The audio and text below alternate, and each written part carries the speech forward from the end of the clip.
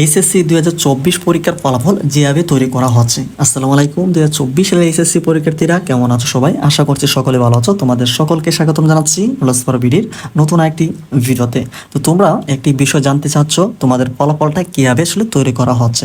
এখন কিন্তু তোমাদের ফলাফল তৈরির প্রক্রিয়াগুলো শুরু হয়েছে। এই ক্ষেত্রে যে বিষয়টি তোমরা অনেকের মনেই যে বিষয়টি এখন কাজ করতেছে, তোমাদের ফলাফলটা আসলে কিভাবে তৈরি করা হচ্ছে। যেহেতু তোমরা অলরেডি জানো তোমাদের ফলাফলটা কিন্তু সাবজেক্ট ম্যাপিং, এমনকি যেই সাবজেক্টগুলো তোমাদের পরীক্ষা হয়েছে সেইখান থেকে সেই খাতাগুলো মূল্যায়নের মাধ্যমে কিন্তু তোমাদের পরীক্ষার ফলাফলটা কিন্তু তৈরি করা হচ্ছে। সেক্ষেত্রে তোমরা এখানে একটি বিষয় খেয়াল করলে কিন্তু তোমাদের ফলাফলটা কিভাবে তৈরি করা হচ্ছে এই বিষয়টি তোমরা বুঝতে পারবে। তো চলে যাবো এখন আমরা মূল ভিডিওতে। তার আগে ছোট্ট একটি রিকোয়েস্ট করবো, এখন যারা চ্যানেলটিকে সাবস্ক্রাইব করনি অবশ্যই তোমরা চ্যানেলটিকে সাবস্ক্রাইব করে রাখো প্রতিনিয়ত শিক্ষামূলক সকল আপডেট তথ্যগুলিকে পাওয়ার জন্য। এছাড়া তোমাদের কয়েকটা দিন পরেই তোমাদের অনার্স ভর্তির সকল কার্যক্রম শুরু হবে। তোমাদের এসএসসি এমনকি এইচএসসিতে মিনিমাম অর্থাৎ ন্যূনতম এসএসসি এমনকি এইচএসসিতে কত পয়েন্ট হলে তোমরা অনার্স ভর্তির জন্য আবেদন করতে পারবে সেই বিষয়ে আমরা অলরেডি ভিডিও আপলোড করে দিয়েছি, সেই ভিডিওগুলো তোমরা দেখতে পারো। এছাড়া যারা তোমরা পাবলিক ইউনিভার্সিটির জন্য প্রিপারেশন নিচ্ছ অর্থাৎ ভর্তি পরীক্ষার জন্য প্রিপারেশন নিচ্ছ, তোমরা কারা কারা নিচ্ছ, কোন কোন বোর্ড থেকে নিচ্ছ সেই বিষয়টা অবশ্যই কমেন্ট সেকশনে জানাবে।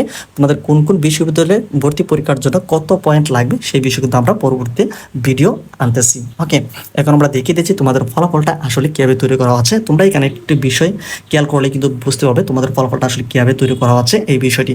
তোমরা এখানে দেখো এইচএসসি 2024-এ স্থগিত 3টি বোর্ড ব্যতীত, অর্থাৎ সকল বোর্ড থেকে যে কয়টি বোর্ডে তোমাদের পরীক্ষাগুলো স্থগিত হয়েছে সেই বোর্ড ব্যতীত বাকি বোর্ডগুলোতে সায়েন্সের 4টি সাবজেক্টের যে বিষয়গুলো তোমাদের এখানে 60টি পদের পরীক্ষা হয়েছে, এমনকি মানবিকের 4টি বিষয়ের মধ্যে 60টি পদের কিন্তু পরীক্ষা হয়েছে বা 6টি পদের পরীক্ষা হয়েছে। এই বিষয়টা ডাজন্ট ম্যাটার, তোমাদের যে কয়টি বিষয়ের পরীক্ষা হয়েছে এই বিষয় থেকে আমরা তোমাদেরকে একটি বিষয় একটু দেখিয়ে দিচ্ছি।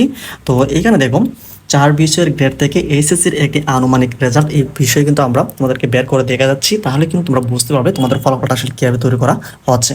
তো ধরা যাক রাকিব নামে একজন স্টুডেন্ট রয়েছে, ধরে নিচ্ছি তোমার নামই হচ্ছে রাকিব। একদম কথার কথা আমরা তোমাদের এই যে রেজাল্টটা একজন নাম দিয়ে দেখাচ্ছি। তো সেম বাংলায় এ গ্রেড রয়েছে, ইংরেজিতে এ গ্রেড রয়েছে, এমনকি আইসিটিতে এ প্লাস, এমনকি ফিজিক্স কিংবা যুক্তিবিদ্যাতে এ প্লাস রয়েছে। সেক্ষেত্রে তার রেজাল্টটা কত হবে? এক্ষেত্রে 4টি বিষয়ে ওই স্টুডেন্টের রেজাল্ট হবে 4 সাবজেক্টের পয়েন্টের যোগফল ভাগ 4। এইটাই ক্যালকুলেশনটা বুঝলে কিন্তু তোমরা সকলে কিন্তু তোমাদের ফলাফলটা কীভাবে তৈরি করা হচ্ছে এই বিষয়টা কিন্তু বুঝতে পারবে।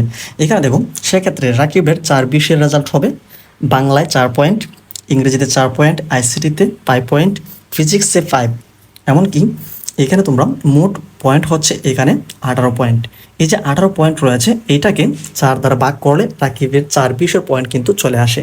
তো এখানে 4 দ্বারা এই টোটাল পয়েন্টটাকে ভাগ করলে কিন্তু 4.5 পয়েন্ট আমরা কিন্তু এখানে দেখতে পাচ্ছি। অর্থাৎ এইখানে যতগুলো মোট পয়েন্ট রয়েছে সেই মোট পয়েন্টকে 4 দ্বারা, অর্থাৎ যে কয়টি বিষয় পরীক্ষা হয়েছে সেই কয়টি বিষয় দিয়ে ভাগ করলে কিন্তু তোমাদের সেই রেজাল্টটা কিন্তু এখানে চলে আসতেছে বা পয়েন্টটা চলে আসতেছে। এখানে যে কয়টি বিষয়ের পরীক্ষা হয়নি সেগুলো এসএসসি কিংবা জেএসসি কিংবা এইচএসসির প্রাপ্ত গ্রেড থেকে অ্যাভারেজ বা ম্যাপিং অর্থাৎ সাবজেক্ট ম্যাপিং করে বাকি 3 বিষয়ের পয়েন্ট বের করে মোট 7 সাবজেক্টের সাথে রেজাল্ট দেওয়া হবে। আশা করছি বিষয়টা বুঝতে পেরেছো। তোমাদের যে কয়টি বিষয়ের পরীক্ষা হয়েছে সেই সকল বিষয়ের একটি মূল্যায়নের অর্থাৎ যেই পয়েন্ট আসবে সেইখান থেকে এই পয়েন্টটাকে যুক্ত করে তোমাদের যে কয়টি সাবজেক্ট পরীক্ষা হয় নাই সেই সাবজেক্টগুলো জেএসসি, এসএসসি এমনকি এইচএসসির যে প্রাপ্ত গ্রেড রয়েছে সেখান থেকে নিয়ে কিন্তু একটা সম্মিলিত হবে তোমাদের ফলাফলটা কিন্তু দিয়ে দেওয়া হবে।